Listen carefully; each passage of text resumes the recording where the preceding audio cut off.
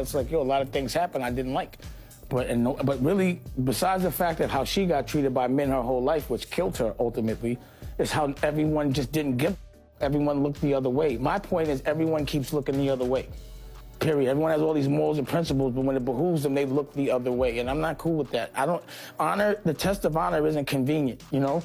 Honor is when it's inconvenient. You know, you have to have respect, but people, they don't respect any code or creed. If there's some money involved there, you know, they're gonna... Child, go on and pull up a seat for this one, because there has been some serious talk that Aaliyah's case needs to be reopened with all of this Diddy drama going on and everything that has been coming to light since then. Aaliyah Dana Haughton passed away tragically at the tender age of 22 back in 2001 when she was at the height of her career, and now we all know that her death has left so many unanswered questions. There have been tons of conspiracies over the years, like did her family play a part in the tragedy? Did it really have something to do with Jay Z and Beyonce? And also, why did it seem like Aaliyah was suddenly beefing with the people in her life she was closest to, like Timbaland and Missy, for example, right before she passed? But now that Diddy's head is on the chopping block, a lot of things are coming to light, and Kim Porter allegedly knew exactly what went down with Aaliyah. One of the things that most people have been struggling with, from the entertainment industry to fans to the general public, is the fact that Aaliyah was gone far too soon, and the circumstances surrounding her death just don't add up.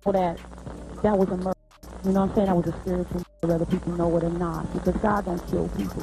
You know what I'm saying? Whether people know it or not. And I could go deep, but a lot of people I would have to really bring. Aaliyah was a megastar with hit after hit, and if she were alive today, please believe that baby girl would be easily topping the charts and her name would be among the greats. She was just that good and adored by her fans for sure. Aaliyah was just in her own lane. She had no competition. Nobody even, like, just let her be where she is. You know, because she was just different. She just had it going on. She knew exactly who she was. And just, I mean, I was so inspired by Aaliyah. I was so inspired by her. My entire Never Say Never album is like paying homage to her album that she did. Side note, do y'all think that Aaliyah would be as big as Beyonce if she were alive? Or would it have just been Aaliyah and Beyonce constantly struggling for the throne? That's something to ponder. Anyway, back to the video. So we all know that Aaliyah was returning to the States after filming her visuals for her final music video, Rock the Boat, directed by arguably the hottest director in that era, Hype Williams. The shoot took place in the Bahamas, and when filming wrapped, she and 7 others boarded the doomed flight back to the States, and their plane crashed after only reaching about 200 feet off the runway, which was about a minute or so after liftoff. Aaliyah and all of the other passengers on board that day, including the pilot, perished. The first thing that really bothered people about this tragedy is the fact that it wasn't necessary for Aaliyah to have gone to the Bahamas to shoot this video in the first place. On August 22nd, 2001, Aaliyah flew to Miami to shoot the music video for Rock the Boat, which was again being directed by Hype Williams. The team was ready, and they had the green screen, the set, and everything that they needed to shoot this video. Then suddenly, Hype wanted them to ditch the Miami plan and go to the Bahamas. And anyone who may be privy to why Hype altered those original plans passed away in the crash. Hype himself has never bothered even once to give a good reason as to why he made the sudden change to the Bahamas when Miami had everything that they needed. And get this, Hype Williams was tight with Jay Z, and they even frequently collaborated on music videos. For example, Hype did Jay Z's Big Pimpin' as well as Hey Poppy. And another thing that was interesting about the Rock the Boat shoot, Hype wasn't even the first choice for that video because Aaliyah's uncle, Barry Hankerson, didn't want him anywhere close to the shoot. How do I know? He said it. Made a plan different, or if I had been there to the video shoot myself, if my sister had been there, if this person had been there or that person had been there, we could have helped to make a better decision on taking that airplane. So whose idea was it for her to go down to the Caribbean like this? Hype Williams. Yeah, Hype was the director. Be very honest with you, I did not want to use Hype Williams, but there was a push from management, which is her mom, to do a video with Hype. I did not really want to work with Hype Williams. I regret that. If I could do it over again, I would not have worked with him. And I don't know where the video would have been shot. Would it have been still shot there or someplace else? But it's the first time I've ever said that. But that's what was in my heart when his name came up. And yet, Hype managed to get himself that job by going through Aaliyah's mom. The second red flag that immediately made us think that this was all sus is that anyone that worked with Aaliyah knew that she hated flying. She didn't like taking planes if she didn't have to, and whenever she had to fly, she was always with her brother or her mom. But that one trip just so happened to be the only time when none of her family members were available to fly with her. Coincidence? Her mother was recovering from a surgery, but I'm not sure what her brother's conflict was. And if that wasn't enough for you, here's the third red flag that should send alarms ringing all through your head. The video shoot was supposed to wrap up on August 26th, but they finished a day earlier and Aaliyah's team was all packed and ready to go. But there was something about that small plane that did not sit well with Aaliyah, and she didn't want to fly it. And if they had listened to her, then maybe they would all still be alive. When she actually was saw the plane, she, we had the Blackberries, and she said, "I don't like this plane." And I was like, "Well, don't get on it." And she was like, "Well, I got to because I got work to do." She got on the plane, and she always had a very serious fear of planes in general. So she had to overcome a fear to get on that plane on the way there. But what I was really more tight about was that I had heard that Lenny Kravitz had offered her a jet and that Hype had took the jet. So that's what really pissed me off about the situation when I heard about it. Dame Dash ain't the only one Aaliyah told, because she also told Lenny Kravitz that she did not like the small plane, which ultimately sealed her fate. Lenny quickly offered to send her a plane to pick her up. However, she'd never board that plane, and it ended up being used by Hype Williams instead. Funny thing is, even though he had a private plane to himself, Hype still left behind all of the equipment that was used for the shoot, and it was Aaliyah's plane that was tasked with carrying it with the rest of the team. The plane that Aaliyah on exceeded its maximum weight by several hundred pounds, which caused it to take a nosedive shortly after it got into the air. The pilot who flew that plane was allegedly not the one who was initially meant to fly that day. He reportedly faked his license, and he was also under the influence of alcohol and nose candy at the time of the accident. And I don't know if this is a sad part or a fortunate part, but Aaliyah wasn't even awake to see any of this go down. She had been given sleeping pills and carried onto the plane unconsciously. In her book, Baby Girl, better known as Aaliyah, Kathy Landley wrote about Kingston Russell, who was 13 years old at the time of Aaliyah's passing, and watched everything go down. His stepmother drove Aaliyah and her team to the airport where the plane was waiting to take them back to the US. But as soon as Aaliyah saw the plane, she said very loudly that she was not getting on and went back to the cab. When someone from her team approached her to ask what her concerns were, they gave her a sleeping pill which knocked her out. Aaliyah was carried onto the plane unconsciously, and she had no idea that her final moments were near. But it also seems like everyone but Aaliyah and the people on board benefited from her death. When Rock the Boat finally came out, the public response to it was insane, because this was going to be the very last piece of work that Aaliyah left for us to treasure. And that ultimately became a constant reminder that her star was dimmed far too quickly. Her uncle, Barry Hankerson, allegedly received $90 million from a life insurance policy that he took out on Aaliyah 4 days prior to her untimely passing. To date, he, rather Blackground Records, still owns her masters, while her estate was inherited by her mother Diana, her brother Rashad. Barry, when Aaliyah for a wrongful death, he got paid $90 million. Am I supposed to say that on TV? For $90 million for her. Was that just for his rights or whatever he owned? What she would have been able to make if she hadn't have died. Oh, okay. There was a lot of lawsuits. I guess, Okay. but that was the settlement. I wasn't in. I was there when we went over to he got $90 million. He wouldn't stay at the L'Hermitage Hotel. We ate good.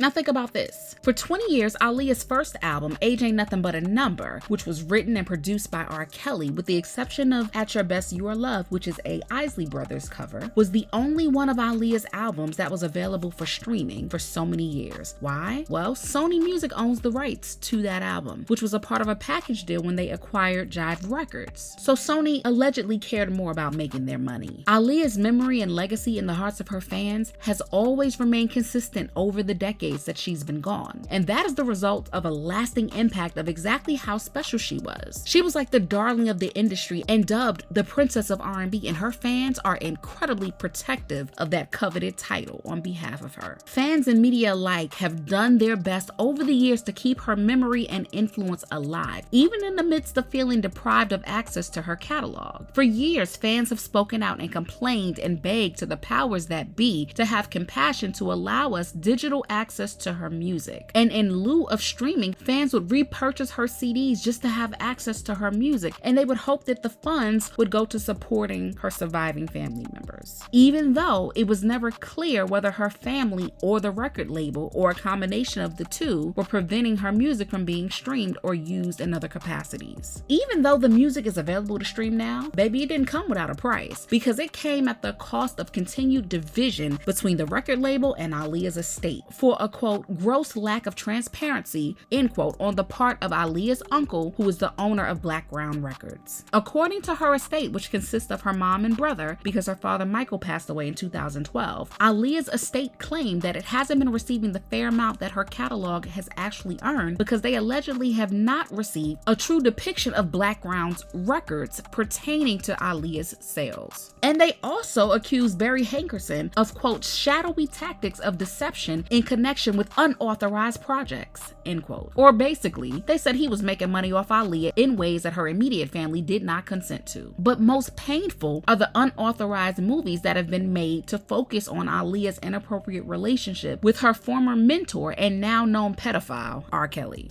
At all. No, we're not. We're just very close. He's my best friend. Yeah, cool. Now, who found him? In the whole wide world.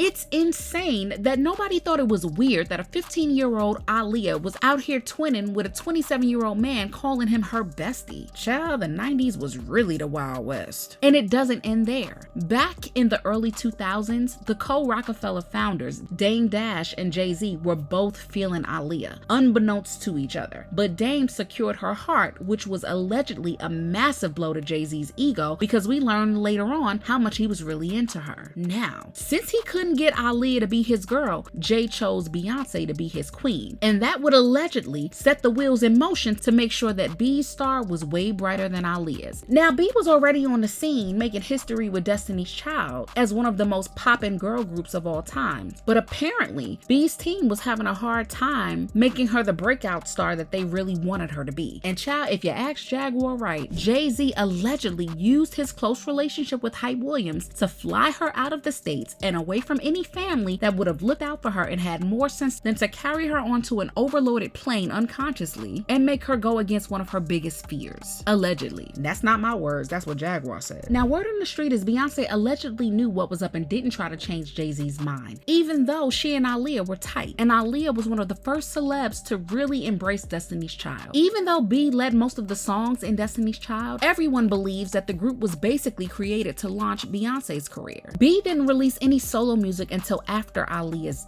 and her first single was Crazy in Love featuring Jay Z. Jay went on to seemingly stab Dame and their partnership in the back while leaving Rockefeller in the dust not long after he became the CEO of Def Jam Records. Sean Carter is responsible for enacting Hype Williams to put Aaliyah on a faulty plane to move her out the way as punishment for rejecting him, and so he could level up Beyonce, who was struggling. Let's just say allegedly that happened. Now I want you to think about 106th and Park with Mary J. Blige. Free, who is of Sean Carter. Yeah. Mary J. Blige, who is of Sean Combs, are sitting there talking about the of Aaliyah amongst each other. Think about that. You got a Diddy, you got a Jay Z, and you got a superstar gone. They know what happened. And yet, they had to sit there and have that conversation like they didn't know who did it.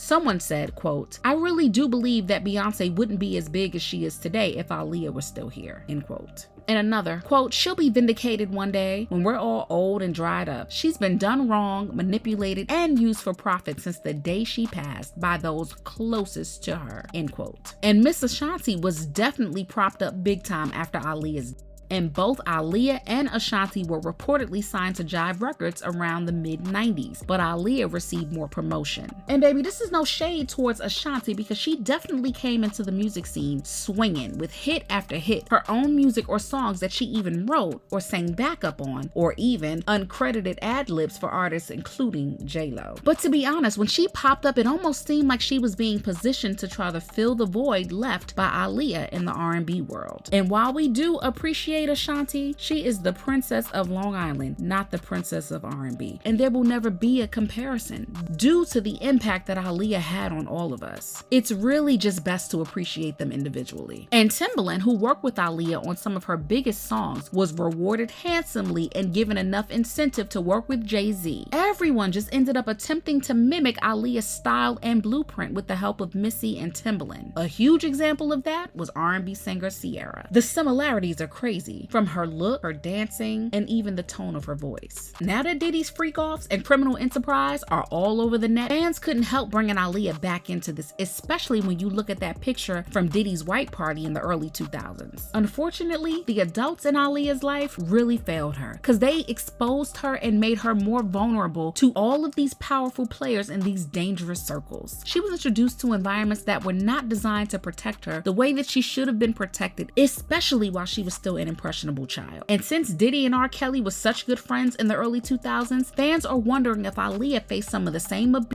that other women close to Diddy endured. And get this, according to these streets, Kim Porter had a laptop that contained all of the details about what happened to Tupac and Aaliyah. But right after her death, it was stolen. And in spite of Kim's children and friends coming out publicly to dispel those rumors, the feds have seized a number of electronics. And the fans are asking that Aaliyah's case be looked into again so that she could get justice and we can have peace. And child, y'all need to run, not walk, to see the condition of Beyonce's comment section on the IG. Everyone is shouting out Aaliyah's name. Aaliyah had to spend most of her life being preyed on by much older men. And if the feds are able to now prove that her was really premeditated and planned like most people believe it is, oh baby, there's gonna be a reckoning for everyone that was involved. But what do you guys think? Was Aaliyah's death really premeditated, or are we just reaching too far because we miss our baby girl so much? Share your thoughts in the comments. Make sure you hit that like and subscribe button. See y'all in the next video.